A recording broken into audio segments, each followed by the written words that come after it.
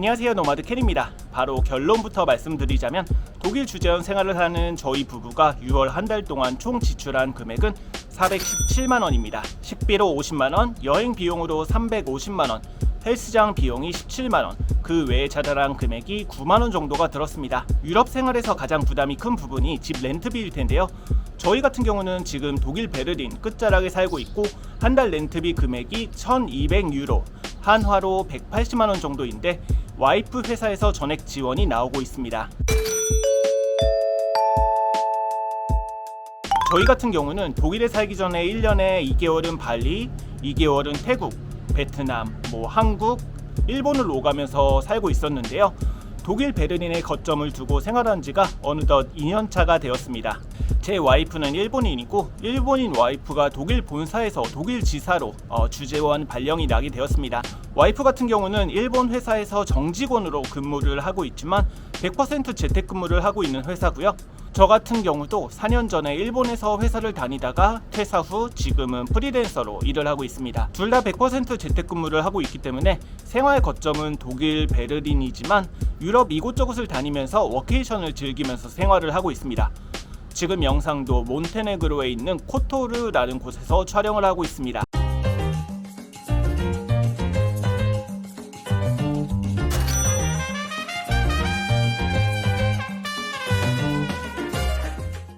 지금 영상을 보시는 분들 중에서는 독일을 좋아하시거나 독일에서 생활을 하고 싶어 하시는 분들이 많을 거라고 생각이 드는데요. 사실 저희 부부 같은 경우는 엉겁결에 독일에 살게 된 케이스여서 독일어도 모르고 독일에 대한 문화적 상식도 모른 채 살게 된 케이스입니다. 원래 저희 부부는 일본과 동남아에서 오래 생활을 해서 물가도 굉장히 저렴하고 날씨가 뜨거워도 집에서 빵빵하게 에어컨을 틀 수 있고 24시간 편의점에 가서 원하는 것을 바로 살 수 있고 세탁기가 고장나도 바로 다음날 수리가 오는 편리한 곳에 살고 있다가 독일에 오니 외식을 한 번 가도 한 번에 7, 8만원씩 돈을 쓰고 심지어 맛도 없고 여름 폭염은 35도까지 올라가는데 유럽 일반 가정집은 에어컨이 없는 경우가 대부분이어서 저희 집도 물론 에어컨이 없습니다. 그래서 선풍기로 생활하면서 얼음을 비닐봉지에 넣어서 차갑게 해서 지내는 생활을 지낸다든지 세탁기가 고장나면 수리까지 2달은 기다려야 하는 독일에서 살자니 독일에 대한 단점을 말하라고 하면 100가지 이상 바로 리스트업을 할 수 있을 것 같아요. 그중에서 가장 제가 싫은 부분은 독일 사람들의 무표정함과 특유의 칙칙함, 논리적인 척하는 부분인 것 같습니다. 원치 않았던 독일 생활이었지만 그럼에도 불구하고 독일에 살아서 좋았다고 생각하는 부분은 저가 항공과 기차를 이용해서 유럽의 많은 나라를 여행할 수 있다는 점인데요. 6월에 저희 부부는 스위스, 네덜란드, 벨기에를 여행했습니다. 총 여행 비용으로 350만원을 지출했는데요. 스위스는 기차를 이용해서 다녀왔습니다. 베를린에서 스위스 인터라켄까지 다녀오는 왕복 기차 금액이 총 29.99유로, 한국 돈으로 41,000원밖에 안 했어요. 요즘 서울에서 부산까지 가는데도 편도 4, 5만원 정도 하는 것 같은데 정말 파격적인 금액의 스위스를 여행할 수 있었습니다. 물론 기차를 타는 시간이 10시간 정도가 걸리긴 하지만요. 스위스는 웅장한 산맥, 에메랄드빛 호수, 울창한 숲을 다채롭게 볼 수 있어서 걷는 것만으로도 너무 행복한 시간을 보낼 수 있었습니다. 벨기에와 네덜란드는 세트로 다녀왔는데요. 저가 항공을 이용해서 베를린에서 브뤼셀 왕복 항공편이 86유로, 한화로 12만원 정도 했습니다. 사실 저희가 가는 비행기가 무려 12시간 정도 지연이 돼버려서 유럽연합이 제정한 지연 관련 법률로 500유로 정도 보상을 받았어요. 그래서 네덜란드와 벨기에는 시간의 로스는 있었지만 공짜로 다녀올 수 있었습니다. 벨기에 브뤼셀은 베를린보다 물가가 많이 비싸서 좀 많이 놀랬습니다. 그랑플리스, 귀여운 오줌 싸개 동상 등 아기자기한 관광지가 재밌었고 무엇보다 초콜릿과 와플을 원없이 먹을 수 있어서 좋았습니다. 네덜란드는 운하가 도시 곳곳에 있어서 굉장히 독특한 풍경이었고 작고 아기자기한 카페가 많아 너무 매력적인 여행지였습니다. 유럽 물가가 비싸다 매일 너무 힘들다 징징댔는데 6월에 스위스, 브뤼셀, 암스테르담을 다녀오고 나서 독일 베를린 물가가 정말 저렴하다는 생각이 들었습니다.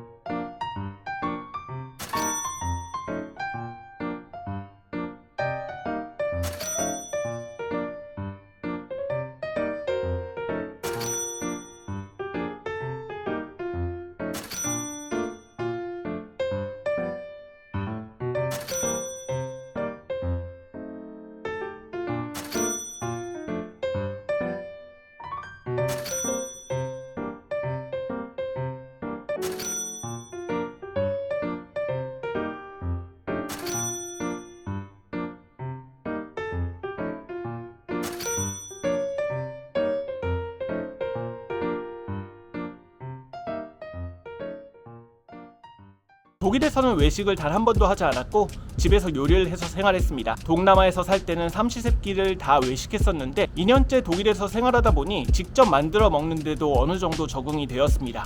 사실 독일에서 외식하는 게 비싸기도 비싼데 비싸도 맛있거나 정말 만족할 만한 식사였으면 기쁜 마음으로 외식을 하겠는데 금액적인 부분, 맛적인 부분 어느 하나 만족할 만한 곳이 없는 것 같아요. 그럼에도 불구하고 독일은 팁 문화라 팁까지 낸다고 생각하면 속이 부글부글거려서 독일에서는 외식을 하지 않았습니다. 6월도 절약한다 했는데 부부 합산 50만 원을 식비로 지출했습니다. 마지막으로 헬스장 금액이 무려 17만. 동남아, 한국, 일본에서 싸웠을 때는 와이프와 함께 테니스를 친다든지 수영을 한다든지 같이 서핑을 한다든지 스케이트보드를 했었는데 일단 독일은 금액적인 부분도 있지만 언어적 장벽으로 인해 현재는 헬스장만 다니고 있습니다. 한국에서 헬스장 1년 계약하면 한 달에 35,000원 정도 하잖아요. 물론 한국 헬스장이 극단적으로 가격이 싸지만 독일 헬스장은 도가 넘어도 한참 넘은 것 같습니다. 물론 지역차도 있겠지만 한국에서는 치이고 치이는 게 헬스장인데 독일은 기본적으로 헬스장의 숫자가 그렇게 많지 않습니다. 집 근처로 찾다 보니 선택지는 한 곳밖에 없었고 이곳은 금액도 금액인데 헬스장에 에어컨이 없어요. 한번 운동한다 치면 정말 찜질방에 다녀온 듯이 땀을 삐질삐질 흘립니다. 이런 헬스장이 한 달에 17만 원이라고 생각하니 다시 한번 정내미가 뚝뚝 떨어지더라고요. 오늘은 저희 부부의 한 달 생활비에 대해 공유해드렸는데 어떠셨나요? 재택근무를 하고 있는 저희 부부는 매달 생활비에 대한 영상을 업로드하고 있습니다. 영상 보시고 궁금한 점이 있으시거나 감상이 있으시면 코멘트로 남겨주시고 좋아요와 구독 한번 부탁드립니다. 감사합니다. 안녕.